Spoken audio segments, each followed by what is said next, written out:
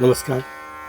चंद्र राशीप्रमाणे कर्क राशींच्या व्यक्तींना फेब्रुवारी 2026 या महिन्यासाठी मी आता मार्गदर्शन करणार आहे. कर्क राशींच्या व्यक्तींना हा महिना जो आहे तो साइन वेव्हसारखा चढउतार करणारा दिसून येतो. तर आपलं मनशक्ती आणि मानसिक संतुलन जे आहे ते योग्य राखणे, संतुलित राखणे आणि कुठल्याही प्रसंगाला अगदी सामान्यपणे फेस करणे हाच त्याच्यावर एक उत्तम उपाय म्हणता येईल.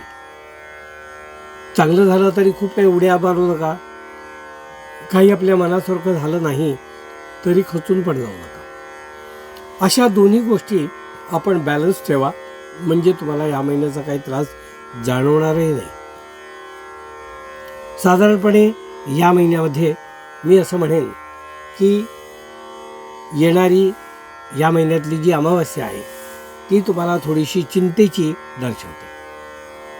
काही चोरीमारी तुमची त्या आसपास होणे, त्याचप्रमाणे स्वतःला काही इजा होणे, जखम करून घेणे, काहीतरी ॲक्सिडेंट होणे, आपटणे, पडणे अशा गोष्टी दिसून येतात. म्हणजे याच्यात आपला हलगर्जीपणा हा मोठ्या मार्गाने इन्व्हॉल्व असतो, मोठ्या रूपाने पर्सेंटेज त्याचं जास्त असतं. म्हणून तुम्ही जर गाफील राहिलात तर ही गोष्ट होणार हे निश्चित. म्हणून तुम्ही स्वतः गाफील राहू नये. सावधानता, सतर्कता तुमची असायला पाहिजे. नाहीतर दुखलं आणि खुपलं, लागलं, आपटलं, भाजलं, कापलं अशा गोष्टी होण्याची शक्यता जास्त प्रमाणात दिसून येते. चोरीमारीची शक्यता सुद्धा जास्त दिसून येते. आणि हा जो लॉस आहे हा भरून काढता येत नाही. जो झाला लॉस तो झाला, त्याला आता सोडून देणं, विसरून जाणं हाच एक पर्याय असतो. म्हणजे हे तरी तुमचं नुकसान तुम्ही का करून घ्या. म्हणून स्वतः सावधगिरी बाळगा आणि होणारं नुकसान कमीत कमी कसं होईल याच्याकडे लक्ष द्या. या मी सांगितलेल्या गोष्टीत काळजी घ्या, म्हणजे तुम्हाला अन्य काही पीडा होणार नाही. कर्क राशींच्या व्यक्तींना मी असं सांगू इच्छितो की जुन्या गुंतवणुकी ज्या आहेत ज्या अचानक त्यापासून तुम्हाला धनलाभ दिसून येतो, की ज्या आपण काही मनात ठरवलं नव्हतं त्या काय मॅच्युअर्ड होतील किंवा अन्य काही रूपाने आपल्याला त्या मिळतील, तर त्या अशा न अपेक्षित ज्या आहेत त्या तुम्हाला गुंतवणुकी पूर्वीच्या फायद्याच्या होतील. तर असं काही असेल तर जरा त्याचा शोध घ्या आणि त्यापासून नक्की आता काय स्टेटस आहे ते जाणून घ्या आणि त्यापासून फायदा करून घ्या, असंच मी तुम्हाला या ठिकाणी सांगेन. ज्येष्ठ लोकांचा घरातील मान राखणे, त्यांची मर्जी राखणे हे सुद्धा आपलं कर्तव्य आहे. त्याकडे अजिबात दुर्लक्ष होऊ देऊ नका. ज्येष्ठांचा मान सन्मान आब जो आहे तो राखा, म्हणजे त्यांनासुद्धा एक आनंद त्यापासून मिळेल. उद्योग आणि व्यवसाय करणारी जी मंडळी आहेत त्यांना या महिन्यामध्ये सुरुवातीचा काळ जो आहे तो खूप समाधानी आणि उत्साही करणारा असं दिसून येतो.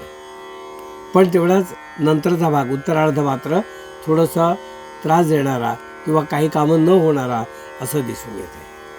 म्हणजे पूर्वार्धात तुमची जास्तीत जास्त कामं जी आहेत ती करून घ्यावी आणि त्यानंतर जे काही आपण पूर्वी पेरलेलं आहे त्याचा लाभ घ्यावा, असं मी या ठिकाणी तुम्हाला सांगेन.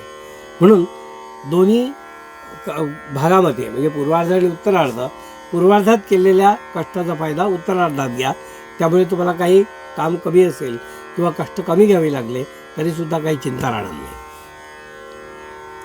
कर्क राशींच्या व्यक्तींना आम्ही असं सांगू इच्छितो की या महिन्यामध्ये आपलं धन किंवा प्रॉपर्टी अशा ज्या काही आहेत त्या विकण्यासंबंधी जर तुम्ही प्रयत्न करत असाल तर तुम्हाला चांगली किंमत या महिन्यामध्ये येऊन जाईल.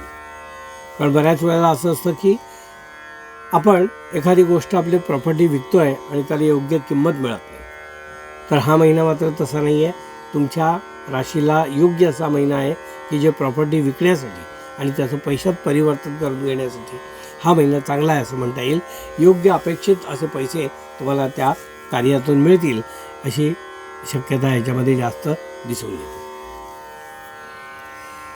कर्क राशीच्या व्यक्तींना मी असं सांगेन की शिक्षण घेणारी जी मुलं आहेत त्यांनी उत्तरार्धामध्ये जपायला हवं. कारण विविध प्रलोभनं म्हणजे आकर्षणं तुम्हाला खेचून नेतील आणि आपल्याला अभ्यासापासून दूर नेतील. तर त्या प्रलोभनापासून आपण दूर राहावं, आकर्षणात अडकू नये आणि आपलं काम आणि आपण असं लक्ष केंद्रित करावं. विद्यार्थ्यांचं काम काय? अभ्यास करणे किंवा अभ्यासात मन गुंतवणे. तर तेच त्यांनी ह्या महिन्यात करावं की जेणेकरून त्यांना असं काही नंतर इंटरेस्ट निघून गेला आणि नंतर पश्चात्ताप झाला अशी वेळच येणार नाही. म्हणून त्यांच्यामध्ये त्यांनी लक्ष द्यावं. कर्क राशीच्या व्यक्तींना मी असं सांगू इच्छितो की या महिन्यामध्ये आपल्या कौटुंबिक जीवनामध्ये आपल्या स्वतःच्या इच्छेनुसार तुम्हाला वागायची थोडी सवलत मिळेल. म्हणजे आपल्याला करायच्या असलेल्या गोष्टी ज्या काही दिवसापासून महिन्यापासून करायच्या होत्या तर त्या करण्यासाठी या महिन्यात संधी मिळेल. म्हणजे तशी परिस्थिती निर्माण होईल. तर तुम्ही त्या परिस्थितीचा त्याप्रमाणे उपभोग घ्या. आपल्याला ज्या काही कुटुंबासाठी गोष्टी करायच्या आहेत त्या करून घ्या. त्यांची आवड लक्षात घ्या आणि त्याप्रमाणे तुम्ही अवश्य करा. असाच सल्ला मी या ठिकाणी तुम्हाला देऊ इच्छितो. कर्क राशीच्या व्यक्तींना आम्ही असं सांगू इच्छितो की या महिन्यामध्ये आपलं उत्पन्न जे आहे ते नेहमीप्रमाणेच राहील. म्हणजे अगदी मागल्या पानावरून आजच्या पानापर्यंत, आजच्या पान उलगडल्यापर्यंत जे जसं आहे तसंच चालू राहील. त्यामध्ये काही कमतरता दिसून येत नाही किंवा काही अचानक वाढलं असंही दिसून येत नाही. पण ते आहे तसंच चालू राहील असंही दिसतंय आणि त्याचा तुम्ही लाभ अवश्य घ्या. कर्क राशीच्या व्यक्तींना मी असं सांगू इच्छितो की या महिन्यामध्ये आपले हितशत्रू जे आहेत ते थोडे प्रबळ होतील. प्रबळ म्हणजे काय की त्यांना तुमच्याबद्दल आकस वाटायला लागेल. आता ही गोष्ट तुम्हाला कळेल पण तुम्ही मनात असं मनाची तयारी तुमची होणार नाही की ही जवळची व्यक्ती आहे, हिला आपल्याबद्दल आकस कसा वाटू शकतो. पण प्रत्यक्षात तशी परिस्थिती येईल. ते जर तुम्ही सगळे प्रसंग एकमेकाशी रिलेट केले तर तुम्हाला कळेल की असं असं झालेलं आहे म्हणून किंवा होत आहे आपल्या बाबतीत. तर अशा व्यक्तींना थोडं दूर ठेवा. आपली सगळी सिक्रेट्स त्यांना सांगू नका. एवढाच सल्ला मी या ठिकाणी तुम्हाला देऊ इच्छितो. हे होतं कर्क राशीच्या व्यक्तींना मार्गदर्शन.